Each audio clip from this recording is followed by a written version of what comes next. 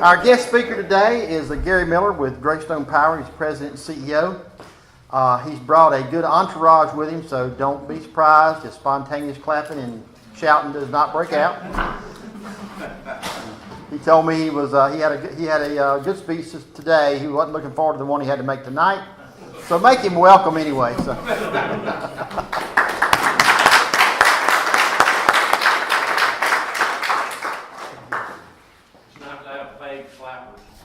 Exactly.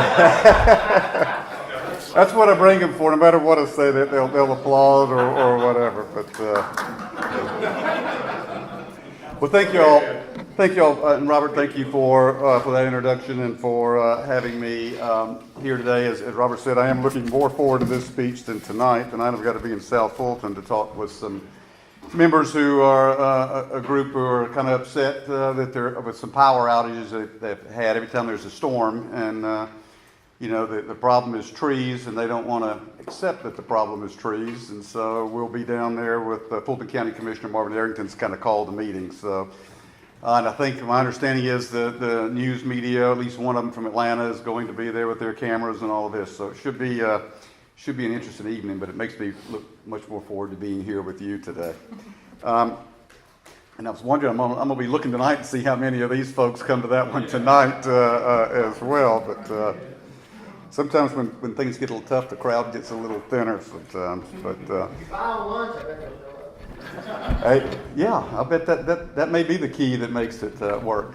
Well, I was going to introduce all of our employees, but I may just kind of briefly run through for a minute of who they are and what they do, and we'll be quick with that just in the interest of time. But that way, in case you don't know all of them, you can kind of put some faces together, because we've got several of the areas covered, from residential concerns, commercial areas, and HR and things. So why don't Ed, why don't you just jump through where to start?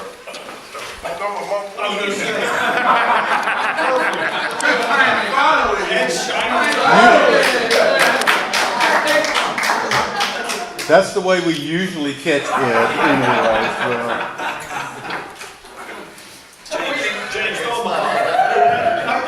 That is Ed Cahill, Director of our Economic Development Department. Did you want me to introduce myself?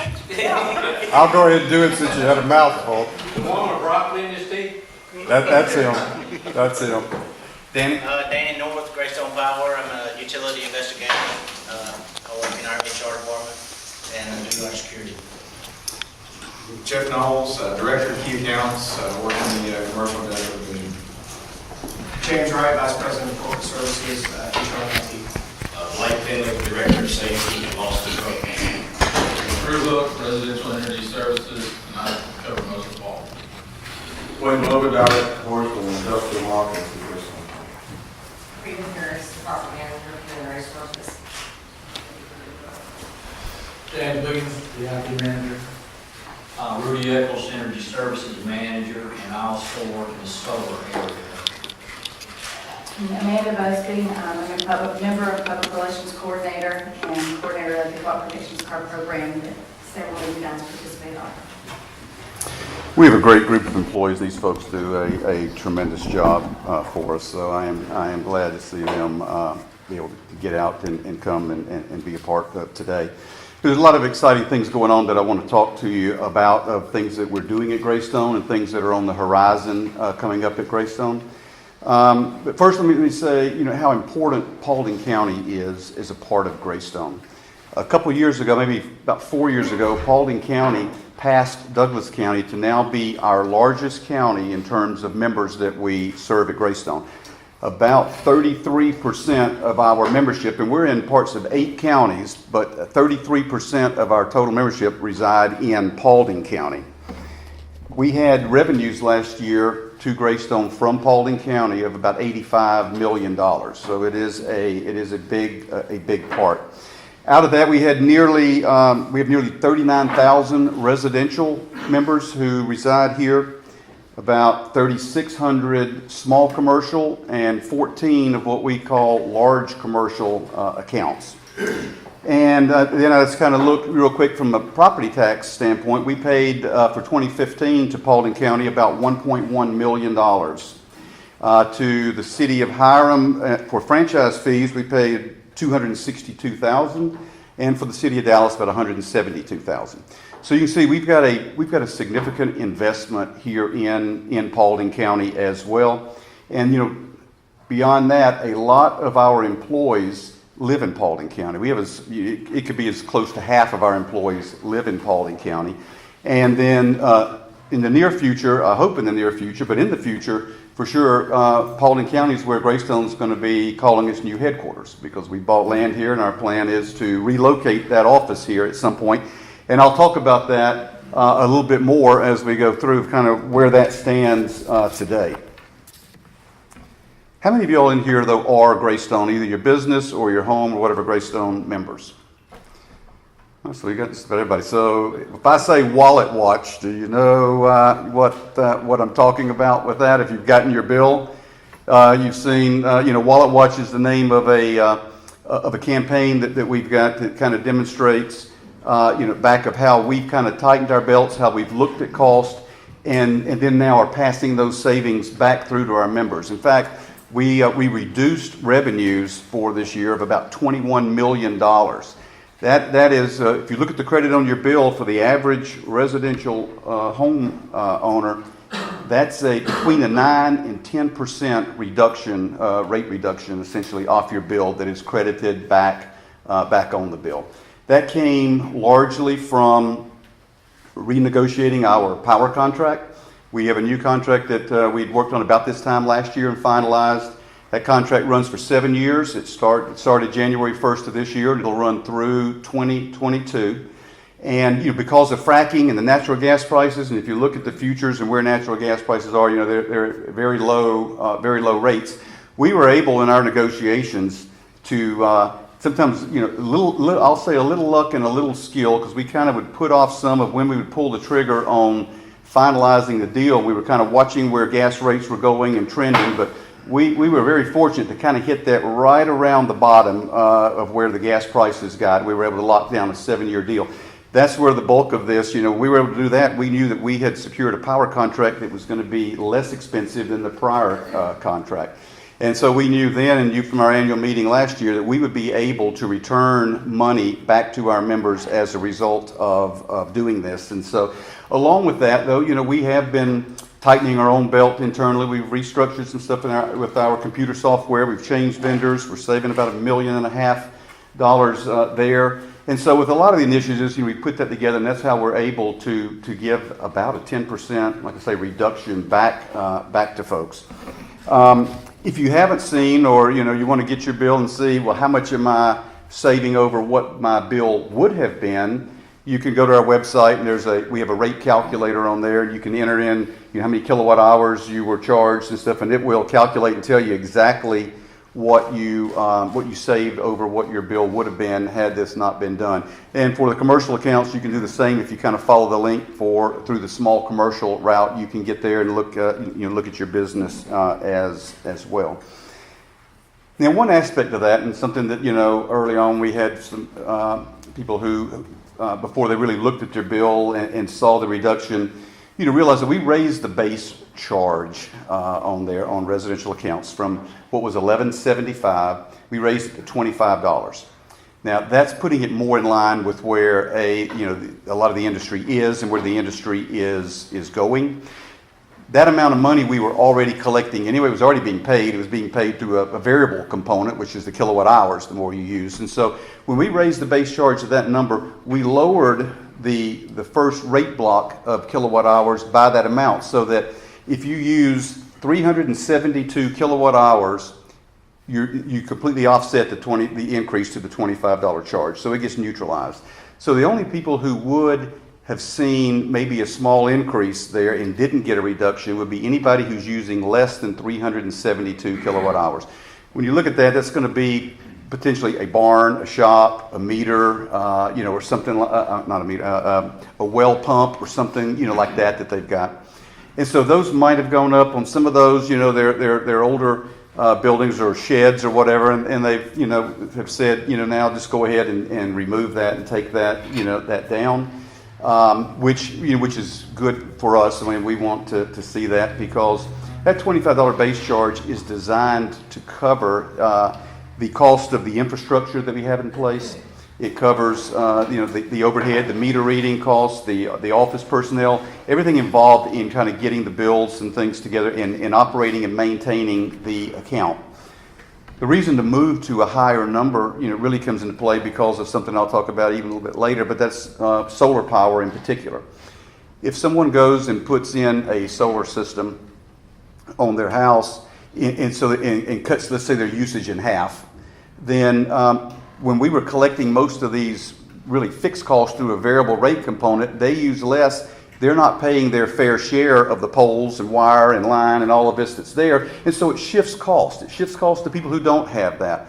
And so this is why we're seeing across the country in the trend to move that base charge up, get that base charge up where it captures that cost fairly, so that if somebody does want to put in solar or any other alternative form of energy, there, it doesn't shift cost onto those members who don't have it. And quite honestly, a lot of the people who put in solar are wealthier members, and so what you've got is people who are wealthier shifting cost on the people who are not not in a position to go out and put in solar. We have today probably about 23, 24 houses and buildings, a couple of commercial accounts that have some solar on them. The vast majority of our homes with solar are in Serenbe down in Fulton County, which is kind of a green type, community. So we've not seen a whole lot with it now, but we're watching what's going on across, the country and stuff. And we just want to make sure that we keep the rates, fairly balanced. People are paying their fair share, with that. So we raised it up, but then, like I said, we lowered it with the usage. So if you use the power, your house, all that 25, that increase in the base charge is completely neutralized, and so you do still get the 10% rate reduction, that is there. And I know that's been some confusion for folks, so I want to make sure clarify that even though the base charge went up and we had this, it's all still the bottom line is that 10% savings. So how long do we think we will be in this situation that we can keep this credit? Because we set it up as a credit on the bill rather than going in and really doing a complete rate study and adjusting the rates as a whole. And as I mentioned, we've got a 7-year contract that we did. So we feel pretty good with that 7-year period with the contract that we're in good shape to keep the credit there. An issue that's kind of looming out there, though, in 2019 and 2020 is when nuclear units Vogtle 3 and Vogtle 4 are to come online. And GreyStone is a participant in that, as pretty much every electric utility in the state is. We had to make commitments to be in the Vogtle unit back in about 2009. That was back, if you remember, after President Obama was first elected. And he was saying then, that we're going to move from coal. We're going to push climate change and environmentally friendly sources of energy. And so nuclear is by far the best environmentally friendly. There are no emissions to nuclear power. It runs 24/7, so it has better features than some of the alternative forms. And so we stepped up and took a good share of that in light of all the climate change issues that are out there. So when that comes on, those units are going to raise costs. They're going to raise electric costs across the state. No electric utility is going to be spared, from the impact of that. So we see on the horizon rates starting to go back up. So this credit will, over time, start to, probably get a little smaller as the rates kind of go up. We'll still be giving back some money, but it will begin to, to change. Now, one of the things that we're trying to do now that might help mitigate that might prolong this, is we're currently in negotiations to try to extend that 7-year contract that we just did. We'd like to extend it maybe another 3 years. Gas prices are actually lower today than they were when we did the deal. So we think that, it makes sense for us to try to extend that deal. And then we can push, if we can do that, we might be able, in how we structure that, take some of these Vogtle costs and try to smooth it out so that we don't get the rate increases hitting those 2 years. If I can push that forward, then I can keep the credit going, longer as well. But I would say the credit's going to be here for several years anyway going forward. So we'll see how some of the power supply, whether we were successful in negotiating that. That will certainly have an impact as to how long we'll be able to continue to do that. I mentioned, a little earlier about the purchase of property here in Paulding County for a headquarters. We did purchase in 2010 the old Fuller property. It's at the corner of Ridge Road and Highway 92. We bought 179.5 acres there at that time. We are in the process now of acquiring an additional 14 acres that kind of sits in that property. If you go down Ridge Road, the property line went down that we bought, and then it kind of carved out a lot that Mr. Garman owned, and then it went on down. And so we're now have completed negotiations with him, and we should close that transaction.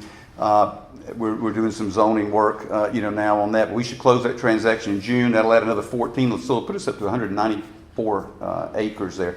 More than we need for an office, but we anticipate somewhere down the road we may take some of that corner there at Ridge and 92 and kind of control what type of development goes in there and make sure it's a high quality. But we may sell some of that there. There's a gas pipeline that runs through that property, and we can't drive over it, so it kind of makes kind of a natural line of dividing the property. But we're looking forward to putting an office building there. At the time we bought the property, real estate prices were down. We knew that where we're at today, we're landlocked, number one. We've got train tracks behind our office. We got a substation on one side. We got Burnt Hickory Road on the other, and we got Bankhead Highway across the front. And they want a 4-lane Bankhead Highway ultimately. It's on the plans. They're just trying to get the money. And when they do, the 2 new lanes and the concrete median are all coming on our side of the road due to some historical property on the other side. And so it's going to really take out a lot of the front of our building or the parking there and our drive-through and all of that. And so with all of those things, and at that time the board said we've got to start looking for something else. And that was a good time to buy from the market side of real estate. So we found this land that actually, we started with looking and saying, let's look at GreyStone's entire service area, these 8 counties, and where is the geographic center of that? And this location is probably 1.5 miles from what was the exact center of our service area. And sitting on 92, which is going to be widened, and all the way through Douglasville, down into South Fulton, which is the southern part of our system, we're actually going to sit right on a main corridor that'll take us to the northern part of our system, to the southern part of our system. So, it really is an ideal location for us. But at the time we did it, the board said, the economy was starting to really slow down, and so it became, well, let's wait until things pick up. When the economy and the growth and all that picks up, then we'll look at it, because we're kind of, we're getting stretched. And so we're starting to see some of that with the economy now. We're seeing some improvement. Paulding County and South Fulton is where we see the most growth that we're having right now.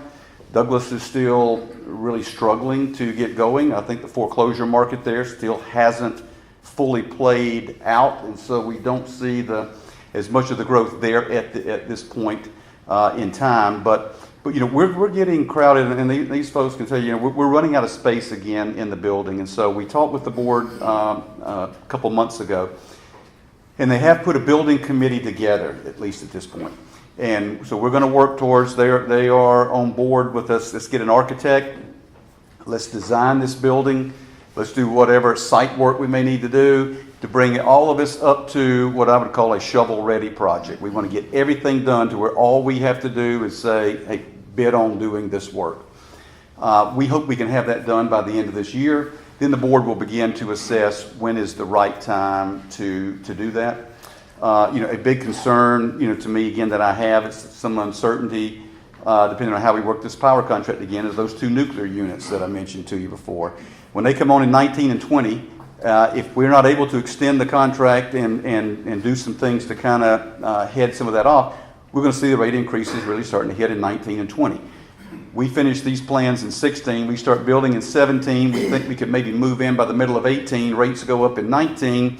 You know what the members are going to say. It's that new building you built or why my rates are going up.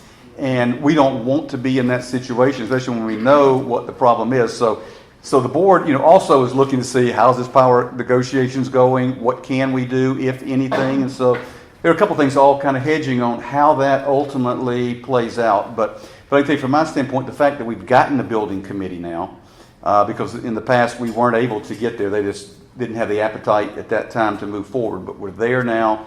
And so to be able to put this together, I think we're rapidly moving down the road that we can get that project started and we can get over here and become a part with our headquarters of Paulding County. So that's something that we and all the employees are really looking forward to. But I want to talk about one more item, and that is solar power and some of the stuff that we're doing with solar power and what we are going to be doing on that property now.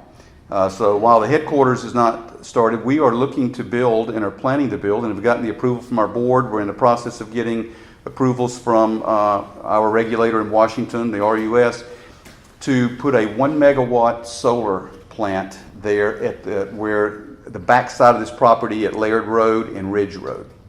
So we're looking at a 1 megawatt. That was enough power typically to power about 150 homes. But we're calling it cooperative solar. We see that kind of going on. There's some others around the country who are doing the same thing. So we put this in. This is designed for people who really want to have solar. They want to participate in solar. Because what we're going to do is when we get this built, we're going to break it down into blocks of 750 blocks of power. Blocks about 5.6 panels. And we're going to offer them to our members to buy. So for $25, you can buy a block of solar power. And this is going to be an alternative to rooftop solar that's there. We will build it on our property. We will maintain it. You don't have to worry if you do it on your own home. You've got to worry about, can I get homeowner association approval in a lot of cases. Do we need to cut trees down that might be blocking the view, that is here? How about the, I think, Rudy, if y'all want to pass, you can go ahead and pass that out to folks, some information on that. But so this is an alternative where we have it on our site, but you buy that panel, and what we would do is take on your bill each month. We'll determine how much power was generated that month, and we will divide it out by the number of people who have bought a block of power, and you will get that as a credit back on your bill. So if you used 1,000 hours and you bought a block of this power in the summer, and we think in the summer you'll generate about 261 kilowatt hours per block. So we'll credit $261 hours off of your usage. So we'll take that 1,000 kilowatt hours, we'll reduce it by that amount, and your rate you'll pay us will be based on that net amount. Just like it would work if you had it on your house and you would only be paying us for what you use from us, net of what you generated. So this has a lot of the upside and really none of the downside that you see with rooftop solar projects that are out there. We are going to limit this to 2 blocks per member, so up to $50 is the most somebody could pay to buy 2 blocks of that. I can tell you, there's no contract on it. So unlike if you put it on your house, you've got it there. You got to sell your house. You got to hope the person that wants to buy your house wants to buy it with solar panels. With ours, at any time you say, I don't want to participate in this anymore, then you're free to walk away. There's no contract, there's no catch, there's no terms, there's no true up, pay up, anything else. So it's a very fluid program. We think if somebody steps out, there'll be somebody else willing to step in. We've seen this program working with some other co-ops in the state. One of them's already on their 3rd power plant, solar plant they're building because it's been fully taken by their members, and they had a waiting list so long they built another unit and they filled all that up, and they've got to have another waiting list, and so they're starting on their 3rd one. So there is interest out there to do that. I'll give you this story here, and I'm getting close to wrapping up, but I'll give you this story a true story that we saw involving one of our members who put a solar panel on his house and what he dealt with. He was from, I think, Haiti. And he came to see us because we have a small solar rebate right now. If you put it on solar on your house, we'll give you a little bit of a rebate. He came to get his rebate, is how we knew that he had the system. And so we have to go out and inspect, make sure it's there, all of this before we make the payment to him. And when we did, we saw, he had pretty good system. I mean, the quality was very good. It was, on his roof. They had done a little bit of work in his attic. All in all, it looked to be, a good installation. The problem was, he told us that between that and the work in his attic, he had to finance $35,000 for this system. Then on top of that, his interest rate on the financing was 17.99%. So his payback on this solar panel was $75,000 total that he was going to owe back. His monthly payment was $850 something. He could have bought two, for what he put the panels there, he could have bought two of our panels and gotten the same amount of power that he's going to get. He could have paid us $50 instead of $850 and could have walked away at any time. And then to make matters even worse, his roof on his house is 18 years old now. So when he needs to replace his roof, he's got to hire somebody from the solar folks to come and take the system off his roof so that he can get a new roof put on and then put the panels back on his roof after that. And, so I say, that to say that, this is a great alternative. You get the benefits. You don't have the cost that goes along with that. We're going to start marketing this, and we passed out some of this. We're going to start marketing this in, I think, probably next month. We hope to have this online 1st of November. So we'll start with people who want to do it. We'll get on a waiting list, and you certainly can get off the waiting list between now and then if you just change your mind. But we're going to start with a waiting list, and with commitments, and we'll work down that list once it comes online. Now, the one question that you may be wondering, a lot of people think is, well, is it cheaper than what you're doing now? Or is it going to cost me more money? I know it costs $25, but you're giving me 200 something kilowatt hours, off my bill every month, if that, based on what it generates. And the answer is, and it's true of solar today, it's a little more expensive. For a home that uses about 1,000 kilowatt hours, I think we were saying over the course of a year, you'll pay about $42 more. So you divide it by 12, you're going to pay a little less than $4 a month. So it's not that it's outrageously more expensive. But it sends the signal, and part of the education of this is, look, solar today is more expensive than what we're doing, but there are people who are willing to pay more because it's green, and they've got a passion for, I want to be carbon neutral, I want to be green, I want to support the environment, whatever. And these are the folks who I see in particular who will be interested in this.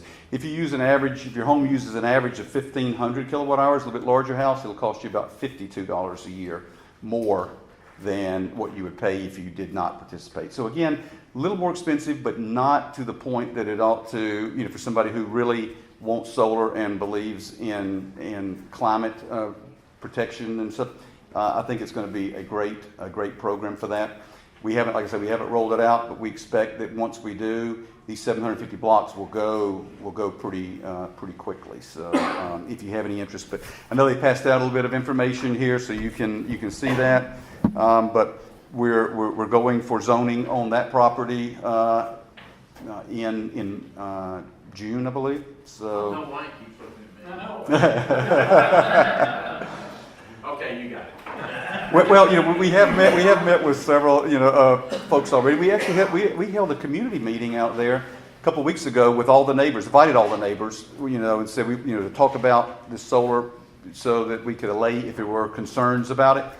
And we had about 13 people come, and it was 100% fully supportive of that. We've seen full support from the commissioners we've talked with. We've seen full support from the zoning folks that we've talked with as we've kind of discussed what this project is that is coming. So I don't anticipate any problems. I've told them, I said, this is like the best neighbor you could have because it makes no noise, no vibration. The panels are not reflective, so you're not going to get anything, off of that. It's just going to sit there very quietly. It'll take about 6 acres for 1 megawatt of power out of it, but it's going to be a very quiet, peaceful neighbor. And probably some of us who can think of a neighbor that maybe this would be a better alternative to have. But we're excited about getting that up and going, and then based on that, we'll go further. We're already into some solar projects around the state already, so this is not our first entry into the solar environment. It is the first one where we're going to be exclusively, ultimately, the owner of this project, but we feel very good about that. And so with that, that's kind of where we're at right now with GreyStone, what's kind of coming, what we have kind of done. It's been, all in all, I think a very good year for us when we can return $21 million and we can move into an offering of solar that I think will be a better alternative for people who are interested in that. So with that, if there's any questions, I'll be happy to take those. I think my time is about up. Ford. Some people may not know you have another full-time job as chair of Wellstar. Yes. Board of directors. Do you mind just touching on, Okay. Since Wellstar is such a big part of Paulding as well? Yep. Where Wellstar is. I'll do a bit of that. I am, as Ford said, I'm very fortunate right now to be the chairman of the board of Wellstar. That will end at the end of June. It's a 2-year term, and I'm at the coming up on the end of it. So I've got one more board meeting and a couple more committee meetings still in this particular role. Then I'll move to vice chair.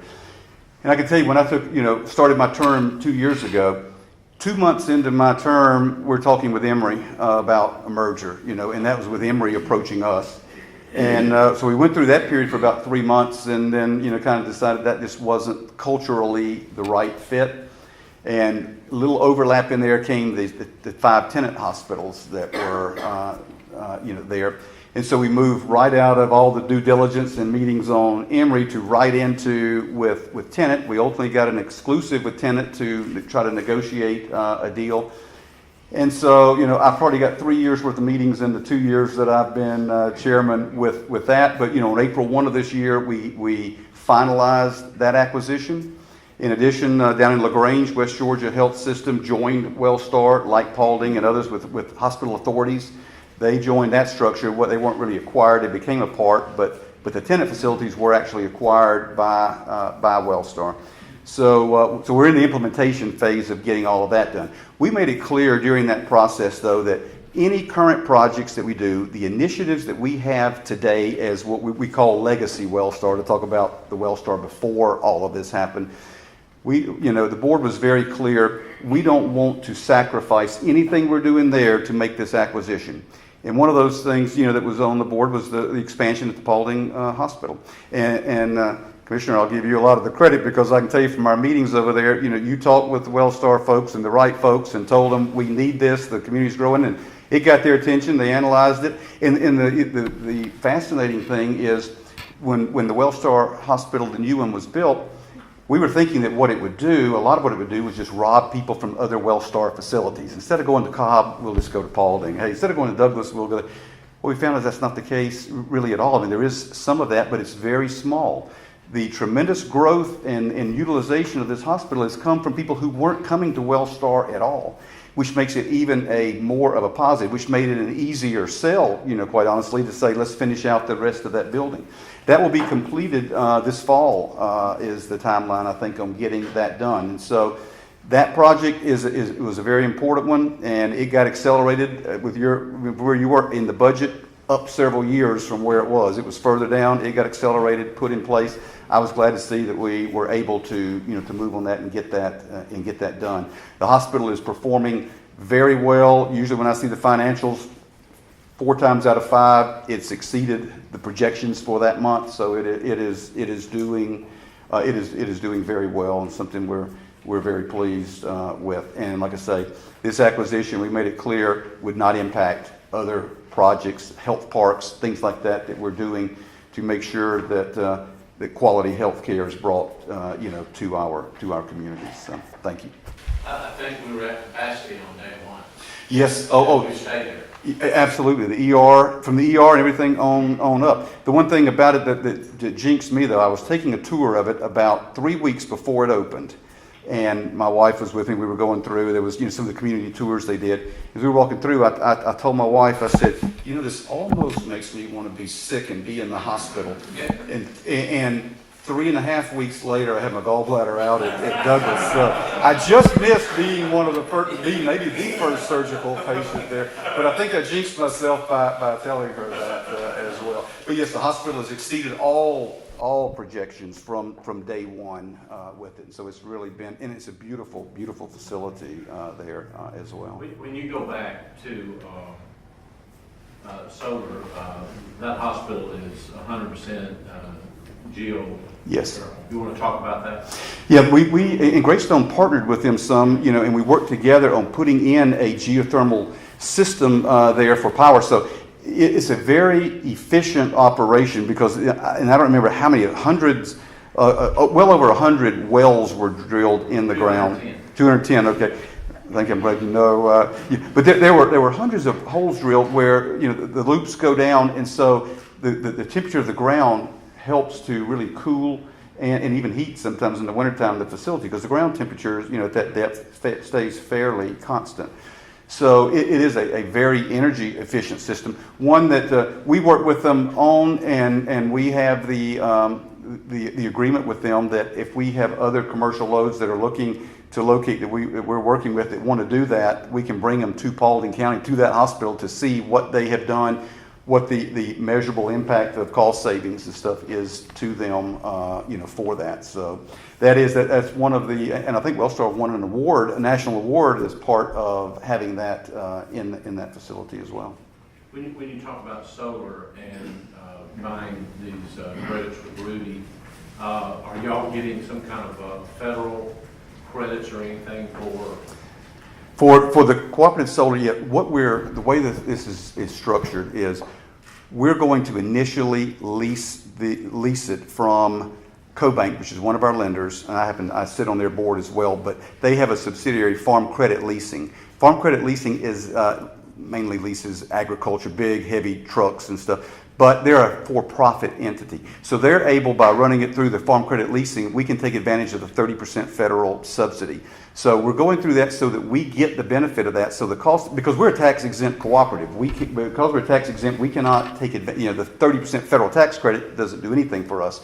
We said, that's a big portion of the cost, and that will help keep the cost down. So how do we make sure we have access to that? And so through Farm Credit Leasing, we're able to do that because they're building it into the lease payments back. So we're going to get the benefit of that. And then we have full buyout. I think at year 12, the plan is we will buy that and completely own it. It's dedicated and it's already known up front. GreyStone has right of first refusal if they want to buy it. Our intention is that we would buy it at that point in time. Until then, it's leased, but again, it's exclusively to us, to our members, and it sits on our property. So yes, we are taking advantage of that. Will it have an impact on peak summertime costs that consumers would pay? I'm going to say, Rudy, you feel free to weigh in if you disagree with me, but I'm going to say the answer pretty much is going to be no for us, because here's what the solar production window. When do you get the best bang for the buck on solar? We'll start about 10 a.m. and by 4 to 5, you've got the benefit. That's when the sun is up. That's when you get the most. That's when you're going to be producing the most energy. At GreyStone, our peaks occur at 7 a.m. and 6 p.m. And you can think of why. They're getting ready to go to school. We're 93% residential. So when you look at that as a load, they're getting ready to go to work or school. They're getting home and starting on dinner. And so our peaks occur then. The solar production window doesn't lay over that as well. So that's why to us it's not as good as it might be for in these commercial applications and stuff. It has more of an effect because a lot of those guys are 8 to 5 or something, and they're done. Typically peaks during the middle of the day. Yeah, well, and it can help with some of that with it, then. But when you look at that's when you're going to get that production. And if people leave the heat, the cooling down, I would say yes, more of it. If they kind of set the thermostat when they leave and set it when they come back, might miss some of that. But yes. You agree with Rudy? You got anything different about that? Okay. Rudy's, I consider him our solar expert, so I'll defer to him. Anybody else? Well, thank you all very much. I appreciate it.